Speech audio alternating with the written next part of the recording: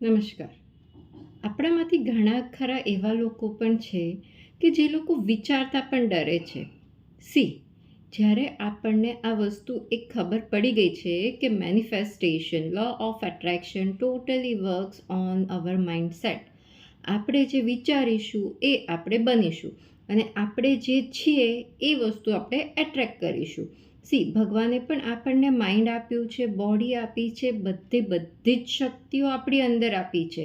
જરૂર છે ફક્ત એને સમજી વિચારી અને એનો ઉપયોગ કરવાની. અત્યારે પણ આપણે એનો ઉપયોગ કરી રહ્યા છે, પણ અગર જો તમારી લાઈફમાં પ્રોબ્લેમ્સ છે, ઇટ મીન્સ કે એનો પોઝિટિવ વેમાં ઉપયોગ નથી થઈ રહ્યો, નેગેટિવ વેમાં ઉપયોગ થઈ રહ્યો છે.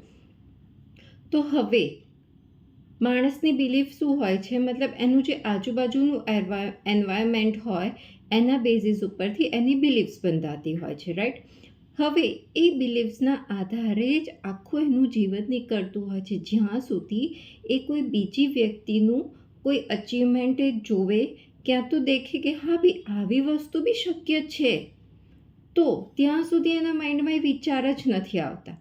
તો જરૂર છે કે ડેલી પોતાની સાથે બેસો, થોડીક વાર શાંતિથી બેસો, વિચારો vote exactly you want in your life. હંમેશા જરૂરી નથી કે આપણે પૈસાની પાછળ જ ભાગવાનું હોય કે મટીરિયલ વસ્તુઓની પાછળ જ ભાગવાનું હોય. નો ડાઉટ એ બી બહુ જરૂરી છે, પણ સાથે સાથે પોતાની સાથે બેસવું પણ બહુ જ જરૂરી છે. અને એ સાથે સાથે you have to think vote exactly I want in my life. તો એના માટે બહુ ઇઝી વે છે. શાંતિથી બેસો, એક બુક અને પેન લઈને બેસો, notebook and pen, and just note down તમારા માઇન્ડમાં જે પણ થોટ આવે, જે બી રેન્ડમ થોટ્સ આવે, લખો કે હા મને આ વસ્તુ જોઈએ છે, મને આ વસ્તુ જોઈએ છે, મને પેલી વસ્તુ જોઈએ છે, આ આમ થઈ જાય તો કેવું સારું, આ પેલી વસ્તુ થઈ જાય તો કેવું સારું. It should be random thought related to your health, મતલબ it should be related to each and everything.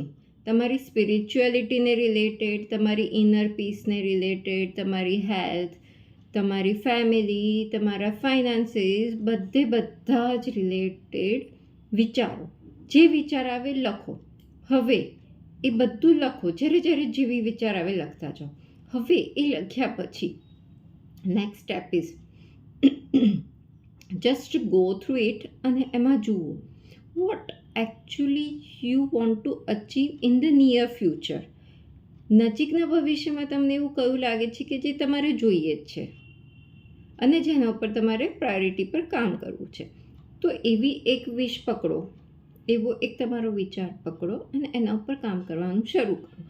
અને સાથે સાથે એને 5 દિવસ સુધી 55 ટાઈમ્સ લખો. 5 days 55 ટાઈમ્સ લખી દો. પછી ફરીથી નવો એ જ ડાયરીમાં જુઓ બીજો કયો થોટ તમે લખ્યો છે, એને લો અને એને કન્ટિન્યુઅસ 5 days સુધી 55 ટાઈમ્સ લખો. તો તમે વિચારો કે તમે કેટલા બધા એક મહિનાની અંદર તો તમે કેટલા બધા 6 અલગ અલગ વિચારો લખી દેશો. અને એ લખીને પછી ભૂલી જવાનું છે, એના પાછળ મહેનત કરવાની છે. ભૂલી જવાનું in the sense you don't have to be desperate કે ક્યારે થશે. બસ એના માટે પ્રાયોરિટીમાં જે છે થોટ એના ઉપર મહેનત કરો અને ડેસ્પરેટ નહીં થાવ કે ક્યારે આવશે, ક્યારે થશે, ક્યારે આ વસ્તુ મને મળશે. જસ્ટ વર્ક ઓન દેટ અને એક વિશ્વાસ રાખો કે એ એના યોગ્ય સમયે મારી જોડે હશે. That's it. તો 55 ટાઈમ્સ લખવાનું છે for 5 days a single thought. હવે 55 ટાઈમ્સ એટ અ સ્ટ્રેચ બેસીને ના લખાય તો વાંધો નથી, દિવસમાં જ્યારે બી જેટલો બી ટાઈમ મળે લખો. પહેલી વાર 5 વાર લખ્યું, બપોરે થોડા ફ્રી છો તો 10 ટાઈમ્સ લખી દીધું, સાંજના ટાઈમે 15 ટાઈમ્સ લખી દીધું, રિમેનિંગ રાત્રે સૂતા પહેલાં લખી દો. મતલબ through out the day total count 55 times થવો જોઈએ એક સિંગલ થોટ 5 દિવસ માટે. 5 દિવસ પછી બીજો એક થોટ પકડો, એને લખો.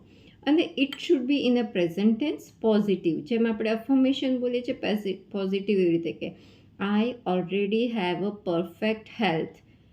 આઈ મેં એક એક્ઝામ્પલ આપ્યું. એવી રીતે તમારે જે પણ જોઈતું હોય કે I already have this much balance in my bank account, I already have my happy family.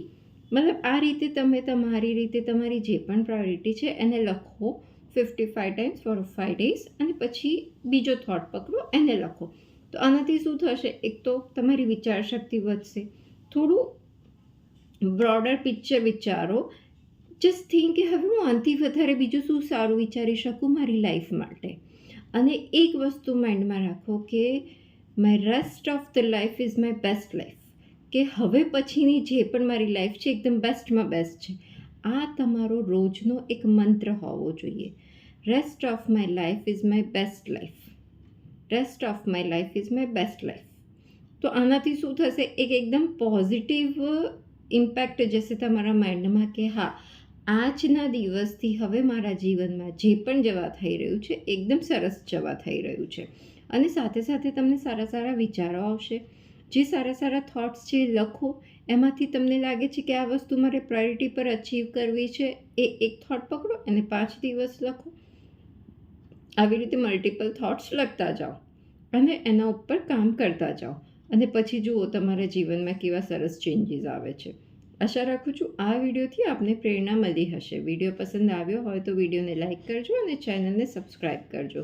મને સાંભળવા બદલ અને આપનો કિંમતી સમય આપવા બદલ આપનો ખૂબ ખૂબ આભાર.